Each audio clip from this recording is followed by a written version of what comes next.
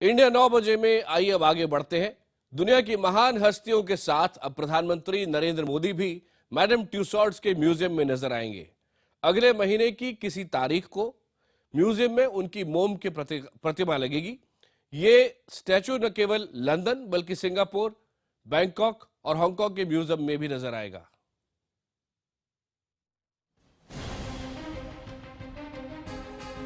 Madame Tussauds का wax museum, दुनिया की हर महान हस्ती की मोम से बनी प्रतिमा यहां मौजूद है।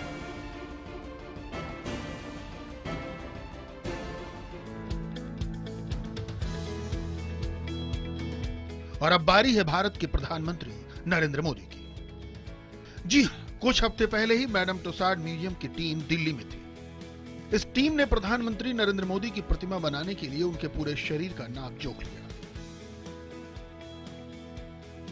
मैडम तुसाद म्यूजियम की खास बात यह होती है, यहां लगने वाली हर प्रतिमा जिस हस्ती की होती है हूबहू उसके जैसी होती है। लिहाजा प्रधानमंत्री के चेहरे की हर एंगल से तस्वीर ली गई, प्रधानमंत्री की सही लंबाई नापी गई, चेहरे का आकार प्रकार भी नापा गया, यहां तक कि सर की चौड़ाई और बालों का रंग भी मिलाया गया। प्रधानमंत्री की आंख के रंग से मिलती जुलती नकली आंख निकाली गई, जिसे उनकी प्रतिमा में लगाया जाएगा। सूत्रों के मुताबिक प्रधानमंत्री ने जिस तरह इस काम में सहयोग किया, उससे मैडम तुसाद के लोग बेहद खुश थे।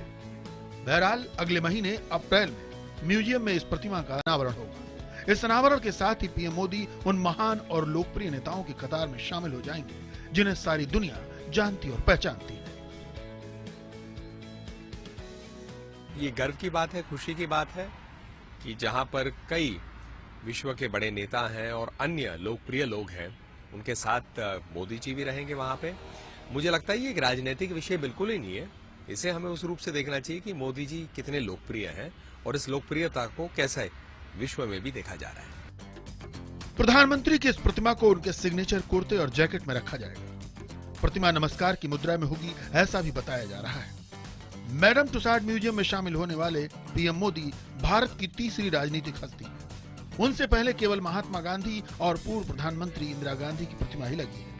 हालांकि भारत से सबसे अधिक बॉलीवुड हस्तियों के पुतले हैं। अमिताभ, शाहरुख, सलमान,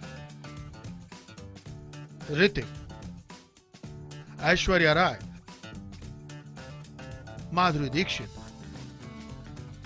और कैटरीना कैफ की प्रतिमाएं यहां लगी हैं। इसके अलावा मास्टर ब्लास्टर सचिन तेंदुलकर का पुतला भी विजयी मुद्रा में वहां खड़ा है।